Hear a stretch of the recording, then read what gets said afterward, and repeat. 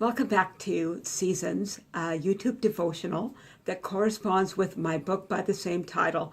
However, it's not necessary for you to buy the book for you to get anything from this series. At least I don't think it is. You can buy the book on Amazon or Kindle if you'd like. Today we're going to be talking about laying down our crowns. So what about crowns? And why does God want us to have them? And what's the deal? Do we have to have a crown? I've asked God these questions, and when I reread this devotional just today, the Lord gave me a couple of insights I'd like to share with you. Number one, can you imagine the flack that an Olympic athlete would receive if they, as a representative of their nation, they refused to accept the gold medal when they won the gold medal fair and square? Not only would it be an insult to their fellow countrymen and fellow athletes who trained and helped them get to the point where they got that gold medal, but would also be an insult to the nation that was hosting the event. When the Lord offers me a crown of righteousness, or when he says I have won a victor's wreath, I need to accept those things from a heart full of thankfulness and with a gracious attitude. And the second point is this: there is a lot of weight and responsibility that is laid upon the shoulders of the one who wears a crown. I was amazed at how many references to crowns or a victor's wreath appears in the New Testament. Both Paul and Peter use the imagery of a crown or a victor's wreath to bring their point across. And Peter does this extremely well in 1 Peter 5, verse 1 to 4, where he speaks of the burden and the gravity of the responsibility that anybody in a leadership position carries.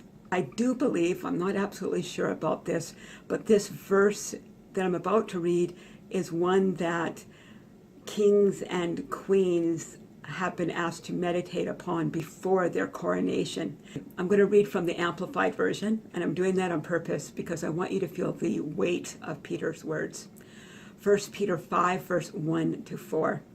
I warn and counsel the elders amongst you, the pastors and spiritual guides of the church, as a fellow elder and as an eyewitness of the sufferings of Christ, as well as a sharer in the glory that is to be revealed.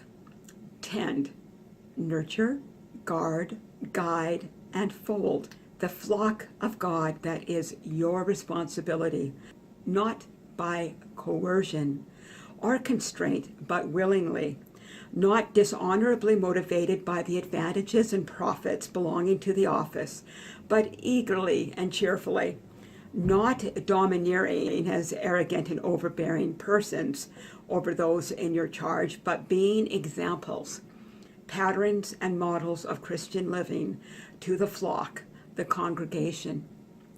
And then when the chief shepherd is revealed, you will win the conqueror's crown of glory. Yes, the 24 elders mentioned in Revelations 4 laying down their crowns before the Lord's throne. Yes, they were acknowledging who the true King of Kings was. But after reading that passage in 1 Peter, I wonder, were they laying down those heavy burdens of responsibility that they carried so well for so many years? And were they at last free of the charge that God had placed upon them? Yes, the Bible says his yoke is easy and his burden is light, but there is a certain weight that God expects those that he places in responsibility to carry that he perhaps doesn't place upon those who are not called to be in a leadership position. So today, if you're in a leadership position, make sure you spend a lot of time with the Lord and allow him to lift off the burdens that he never placed on your shoulders. And if you're not in a leadership position of any type, then remember to pray for those over you, because they're probably shouldering a lot of the burden you should be carrying on their own shoulders. We're all called to be in a leadership position of some sort, whether it's in our family, our home, our workplace, or in our church. And if you're not carrying your load of responsibility, then more than likely those who are over you are carrying some of your load. So remember them in prayer.